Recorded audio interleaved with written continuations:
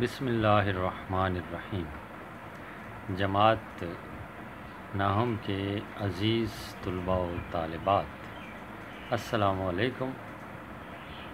امید ہے اللہ کے فضل و کرم سے آپ سب لوگ خیریت سے ہوں گے۔ عزیز طلباء و طالبات، درسی کتاب سے حصہ نظم جاری ہے اور آج اس سلسلے کی آخری نظم ہے جس کا عنوان ہے پیوستہ رہ شجر سے امید بہار رکھ، جو کہ علامہ محمد اقبال نے لکھی ہے اور تھوڑا سا اس کا تعارف آج بیان کیا جائے گا اور آپ سے بات ہوگی اس حوالے سے۔ عزیز طلباء و طالبات، جیسا کہ عنوان سے ظاہر ہے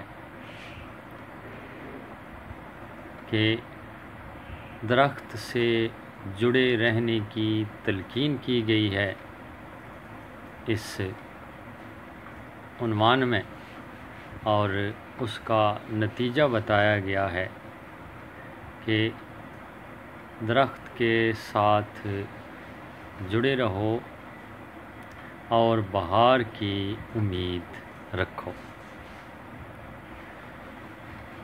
دیکھیے، علامہ محمد اقبال کی شاعری دوسرے شعراء سے منفرد ہے اور علامہ محمد اقبال کے تخیلات بہت عظیم ہیں۔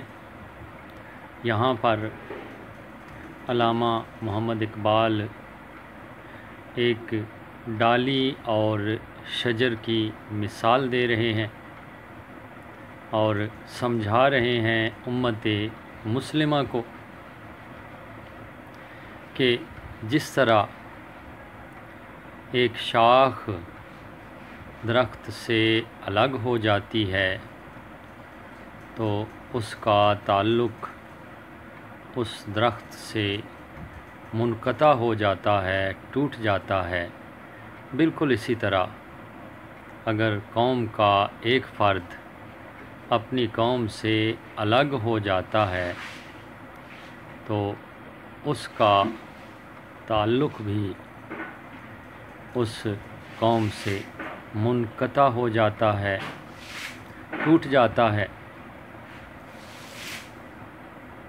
عزیز طلباء و طالبات، مسلمان قوم کی پہچان یہ ہے کہ دنیا کے ایک کونے سے لے کر دنیا کے دوسرے کونے تک جتنے بھی مسلمان آباد ہیں وہ اس قوم سے جڑے ہوئے ہیں، امت مسلمہ کا حصہ ہیں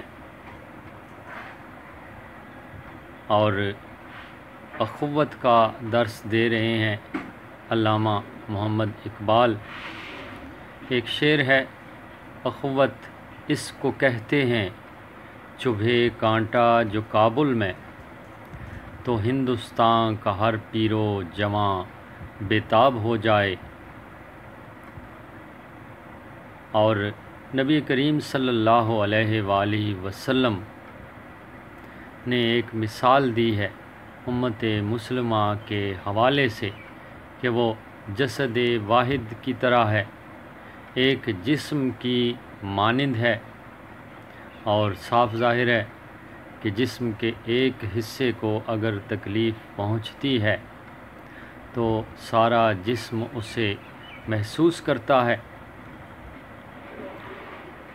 اسی بات کو دہرا رہے ہیں علامہ محمد اقبال، اور یہ نظم علامہ صاحب نے اس وقت لکھی جب مسلمانوں کے حالات خراب ہو چکے تھے، مسلمان ذلیل و رسوا ہو چکے تھے، تو علامہ محمد اقبال نے ان سے کہا کہ اپنا اسلامی تشخص برقرار رکھو، اسلامی تشخص کے بغیر تم کچھ بھی نہیں ہو۔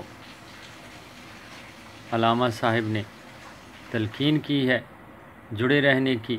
قرآن مجید میں ارشاد باری تعالیٰ ہے وَاعْتَصِمُوا بِحَبْلِ اللَّهِ جَمِيعًا وَلَا تَفَرَّقُوا، اور اللہ کی رسی کو مضبوطی سے پکڑے رہو اور تفرقے میں نہ پڑو۔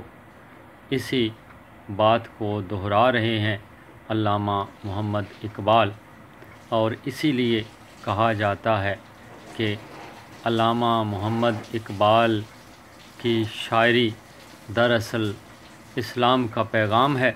انہوں نے اپنی شاعری میں جو پیغام دیا اسلام کے عین مطابق دیا ہے، اور یہ نظم اسی پیغام کا حصہ ہے۔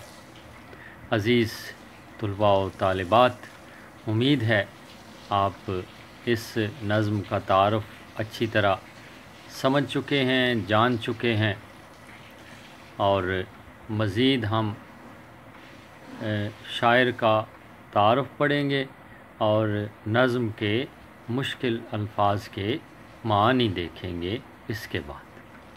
تب تک کے لیے آپ کا معلم آپ سے اجازت چاہتا ہے۔ اللہ نگہبان۔